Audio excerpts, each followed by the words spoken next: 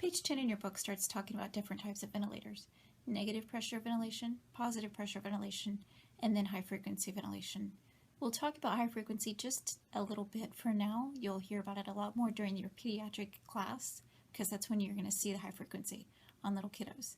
The negative pressure, again, we'll talk about very briefly. It is something of the past. It's something I very seriously doubt you're going to use.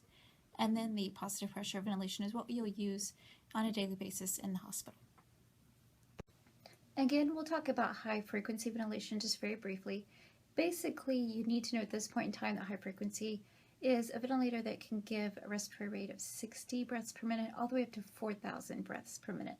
That's pretty rapid breathing. In fact, it's not really even breathing. The breaths are so fast that just kind of imagine the lungs are just vibrating, just like this. That's really all they're doing at that point in time.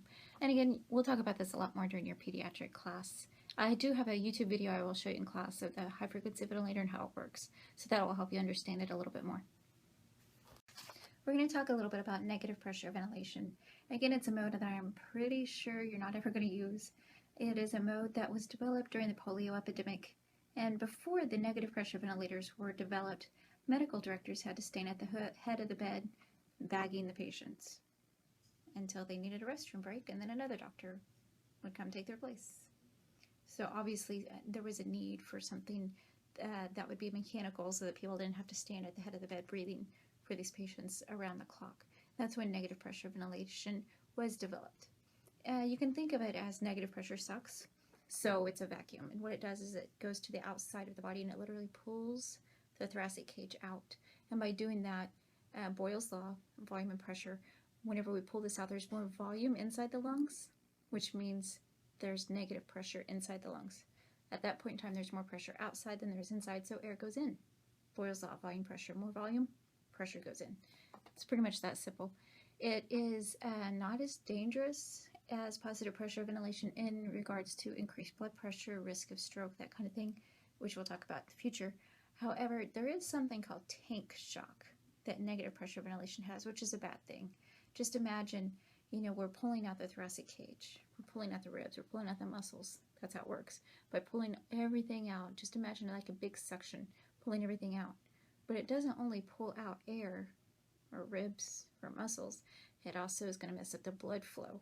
So when all of this area gets pulled out, all of the blood flow goes also.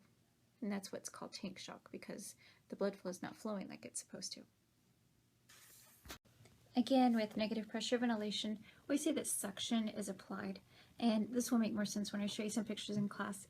But imagine just a big thing of suction pulling everything out. And again, Boyle's law, when everything goes out, that makes more room for pressure to go in. That's how it works. The settings are based upon inspiratory time and suction. Inspiratory time meaning how long are we going to pull the chest out? Is the breath going to be this fast, or is it going to be slower? That's the inspiratory time. The longer it takes to pull the chest out, conceivably, the bigger the tidal volume, the bigger the size of the breath. And then the amount of suction applied. Are we just pulling the chest out this much, or are we pulling out this much? Again, those difference in suction and then the inspiratory time would change the size of the breath. They say it's indicated for home use or for neuro use. Neuro meaning head issues, head traumas, brain traumas, something going on where the head doesn't tell the brain, the brain doesn't tell the lungs to breathe. That's what they're saying. Some people do still use this in very remote places on Earth, but again, not very many. And I do have a video I can show you for that.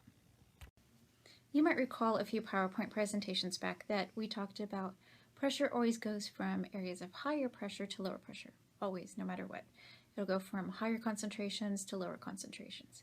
And that is what is used, that's the principle being used with negative pressure ventilation. Again, when we pull the thoracic cage out, there's less pressure.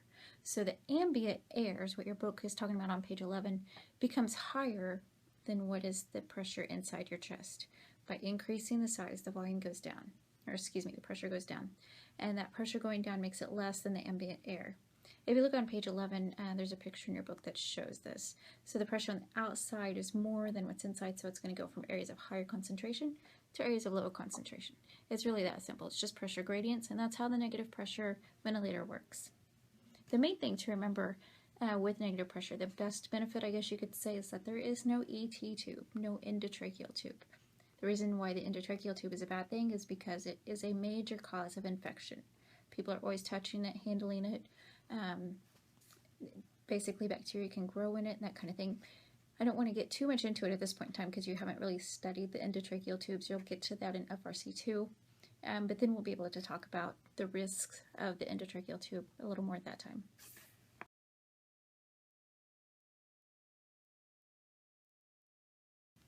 Disadvantages of the negative pressure ventilator. Again, we talked about tank shock earlier. Remember, I said the whole body is ran by pressure gradients. Everything goes from areas of higher concentration to areas of lower concentration. And that's going to be the same whether it's air or blood or extra fluids, whatever. So whenever we change the pressure in one area of the body, that is the thoracic area, the blood pressure is going to change in that area as well. That's what causes tank shock. And then again, there's poor patient access because negative pressure ventilators literally cover the entire body except for the head. The head is visible and accessible, however, the rest of the body is not.